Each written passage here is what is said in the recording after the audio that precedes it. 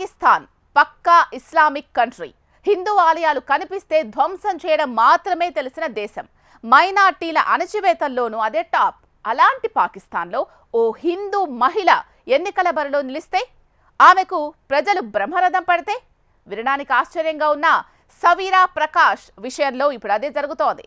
పాకిస్తాన్ చరిత్రలోనే హిందూ మహిళగా తొలిసారి ఎన్నికల బరిలో నిలిచిన సవీరా ప్రకాష్కు అడుగడుగునా జనం బ్రహ్మరథం పడుతున్నారు. ఫిబ్రవరి 8న జరిగే ఎన్నికల్లో గెలుపు మీకే అంటూ ఆమె వెంట నడుస్తున్నారు. కానీ ఎందుకు? ఈ ప్రశ్నకు సమాధానమే ఈ స్టోరీ. పాకిస్తాన్ ఎన్నికల్లో దూసుకెళ్తున్న హిందూ మహిళ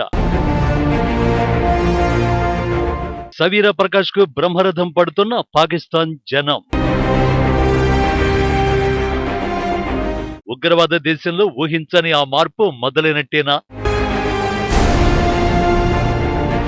పాకిస్తాన్ పార్లమెంటు ఎన్నికలు క్లైమాక్స్ కు చేరుకున్నాయి. ఇప్పటి వరకు హోరాహోరీగా సాగిన ప్రచారానికి ఎండ్ కార్డు పడింది. ఇక మిగిలిందల్లా ఆ దేశ ప్రజలు తీర్పు ఇవ్వడం ఒక్కటే. కానీ అదంత ఈజీగా జరిగే పని కాదు. ఎందుకంటే పాకిస్తాన్ లో ప్రభుత్వాన్ని ఎన్నుకునేది ప్రజలు కాదు, ఆ దేశ ఆర్మీ అన్నది కొత్తగా చెప్పాల్సిన అవసరమే లేదు. ఈ ఎన్నికల్లో కూడా ఆర్మీ ప్రభావం స్పష్టంగా కనిపిస్తోంది.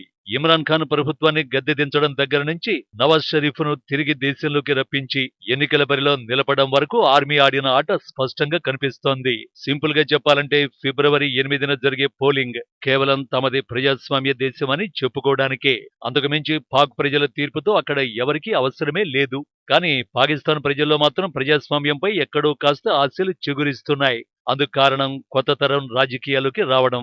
అలాంటి వారిలో డాక్టర్ సవీరా ప్రకాష్ ఒకరు. డాక్టర్ సవీరా ప్రకాష్ పాకిస్తాన్ పార్లమెంటు ఎన్నికల్లో ఆ దేశాన్ని కాక ప్రపంచం మొత్తాన్ని ఆకర్షించిన వన్ అండ్ ఓన్లీ పర్సన్ ఆమె. వృత్తిరీత్యా వైద్యురాలైన సవీరా పాకిస్తాన్ హిస్టరీలోనే ఫస్ట్ టైం రాజకీయాల్లో పార్టిసిపేట్ చేస్తున్న హిందూ మహిళగా రికార్డులకు ఎక్కారు. పాకిస్తాన్ లో హిందువులను ఎలా ట్రీట్ చేస్తారో కొత్తగా చెప్పాల్సిన అవసరం లేదు. హిందూ ఆలయాలు కనిపిస్తే కూల్చేసే అలవాటు ఉన్న ఆ దేశంలో హిందువులకు అంతగా ప్రాధాన్యం ఉండదు. పైగా వారిని అణచివేసేందుకు ఎన్ని కుట్రలు చేయాలో అన్ని చేస్తారు. అలాంటి దేశంలో సవీరా ప్రకాష్ కు ప్రజల నుంచి విపరీతమైన మద్దతు లభిస్తోంది. ఎన్నికల క్యాంపెయినింగ్ లో ఆమెకు అడుగడుగునా ప్రజలు బ్రహ్మరథం పట్టారు. బహుశా ఓ హిందూ మహిళకు ఆ దేశంలో ఇంతలా మద్దతు దొరకడం ఇదే తొలిసారి కావచ్చు. అందుకు 2 కారణాలు ఉన్నాయి. వాటిలో మొదటిది సవీరా తండ్రి, ఆమె కుటుంబం చేసిన సామాజిక కార్యక్రమాలైతే రెండోది ఆమె బరిలో నిలిచిన నియోజకవర్గం.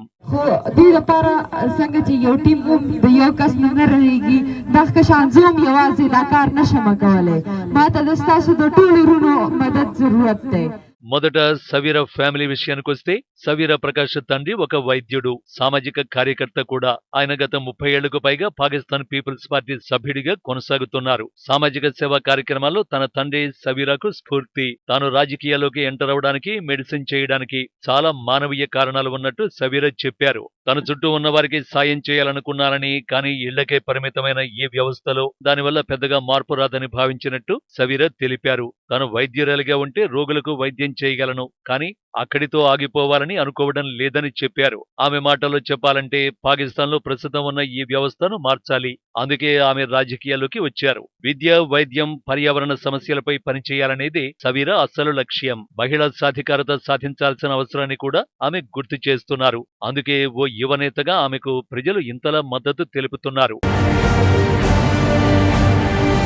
ఇక రెండో విషయానికొస్తే సవీరా పోటీ చేస్తున్న నియోజకవర్గం గురించి ప్రత్యేకించి చెప్పుకోవాలి. ఖైబర్ పఖ్తుంఖ్వాలోని బునేర్ నియోజకవర్గం నుంచి పాకిస్తాన్ పీపుల్స్ పార్టీ అభ్యర్థిగా సవీరా పోటీ చేస్తున్నారు. బునేర్ ప్రాంతం భారత్ పాకిస్తాన్ విభజనకు ముందు స్వాత్ రాజ్య సంస్థానంలో భాగంగా ఉండేది. పాకిస్తాన్ రాజధాని ఇస్లామాబాద్ కు ఉత్తరంగా 100 కిలోమీటర్ల దూరంలో బునేర్ జిల్లా ఉంటుంది. 2009లో స్వాత్ లోయను స్వాధీనం చేసుకున్న తెహ్రీక్ ఈ తాలిబాన్ ఇస్లామిక చట్టాన్ని అమలు చేసే నెపంతో బునేర్ ను తమ అధీనంలోకి తెచ్చుకునేందుకు ప్రయత్నించింది. కీలక ప్రాంతాల్లో చెక్ పోస్టులు ఏర్పాటు చేసి పర్వత ప్రాంతాలను ఆక్రమించింది. ఆ తర్వాత మిలిటరీ ఆపరేషన్ ద్వారా వారిని అక్కడి నుంచి తరిమి కొట్టారు. కానీ అక్కడితో సమస్య తీరిపోలేదు. తెహ్రీక్ ఈ తాలిబాన్ కు ఆఫ్ఘన్ తాలిబాన్ల సపోర్టు ఉంది.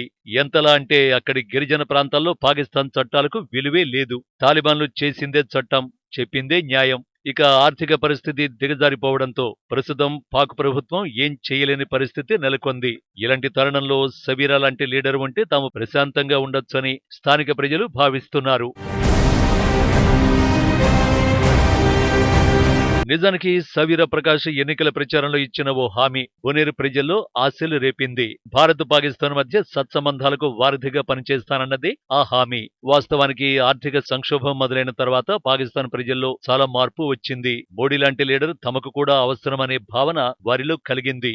రెండు దేశాల మధ్య సంబంధాలు మెరుగుపడితే కష్టాల నుంచి గట్టెక్కే అవకాశం ఉంటుందని ఆ దేశ ప్రజలు భావిస్తున్నారు. కానీ పాలకులు మాత్రం భారత విషయంలో కుట్రలే నమ్ముకున్నారు. ఇలాంటి సమయంలో ఓ హిందూ మహిళ రెండు దేశాల మధ్య సత్సంబంధాలకు వారధిగా పనిచేస్తానని ఇచ్చిన హామీ వారిలో ఆశలు రేపుతోంది. అందుకే ఆమెను గెలిపించుకునేందుకు అంతగా మద్దతు తెలుపుతున్నారు. ఒక్క ముక్కలో చెప్పాలంటే పాకిస్తాన్ ప్రజల్లో మార్పు కనిపిస్తోంది. కానీ ఆ దేశ పాలకుల్లో కాదు. అదే సమయంలో ప్రజలు ఈ స్థాయిలో మద్దతు తెలుపుతున్నారు కాబట్టి సవీర గెలుస్తారని కూడా చెప్పలేం. ఒకవేళ ఈ ఎన్నికల్లో సవీర విజయం సాధిస్తే పాక్ ఆర్మీ ప్రమేయం లేకుండా ఆ ఎన్నికలు జరిగినట్టు అనుకోవచ్చు.